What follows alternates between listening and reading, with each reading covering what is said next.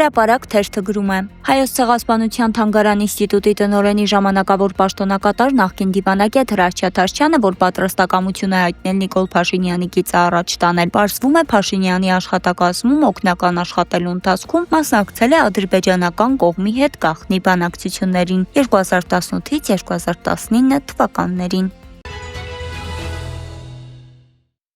Ժողովուրդ թերթը գրում է. Անցած հանգստյան օրերին վարչապետ Նիկոլ Փաշինյանը իր թիմակիցների հետ ավտոբուսով քարոզարշավի էր մեկնել սահմանամերձ Սյունիքի մարզ։ ՔՊԱ-ականների այցը ակտիվորեն լուսաբանվում էր իշխանական տեղեկատվական հարթակներում, սակայն ուշագրավ մի հանգամանք չմնաց ժողովուրդ օրաթերթի ուշադրությունից։ Մարզի համայնքներից եւ ոչ մեկում վարչապետին համայնքապետերը չեն դիմավորել։ Ժողովուրդ օրաթերթը նկատեց, որ ամբողջ այցի ընթացքում Փաշինյանին եւ նրա թիմակիցներին ուղեկցում էր Սյունիքի մարզպետ Ռոբերտ Ղուկասյանը։ Տեսանյութի կադրերից մեկում մի երևում է նաև Արուշ Արուշանյանը, Գորիսի համայնքապետը, որի անունը բարևելիս, ինչպես երևում էր կադրերից, Փաշինյանը հավանաբար չէր հիշում ու նրան բարևեց պարզապես համայնքապետ դիմելով։ Միևնույն ժամանակ իշխանական քարոզարշավի կադրերում չեն երևում Մեղրիի, Կապանի ու Քաջարանի համայնքների ղեկավարները։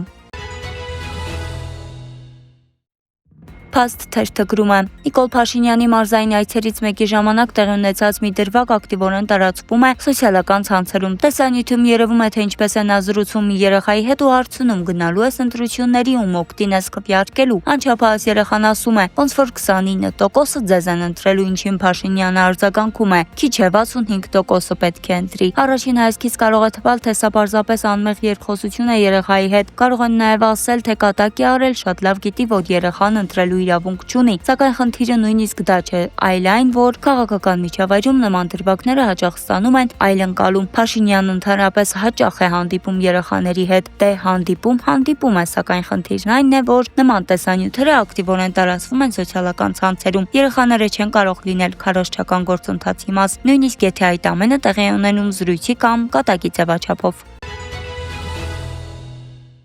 Հրապարակ թերթը գրում է. Իշխանությունը որոշ տեղեկություններով մեծ ջանքեր է գործադրում, որ արևմտամետներն ընտրություններին մասնակցեն մեկ միասնական բլոկով, հատկապես շահագրգիռ են Արամ Սարգսյանի ու Գուրգեն Սիմոնյանի համագործակցությամբ, որոնց կարող է միանալ նաև մյուսները Արման Բաբաջանյանի գլխավորությամբ։ Այդ պարագայում կարծում են, որ անցողիկ ժամը կհաղթահարեն ու ԿՊ-ն էլ ապահովագրված կլինի հետընտրական կոալիցիայի հարցում, սակայն մինչ այս պահը Արամ Զավենիչին համոզել չի հաջողվում։ Նա վստահ է, որ միայնակ էլ կհաղթահարի անցողիկ 4% ու դեմ է միավորմանը։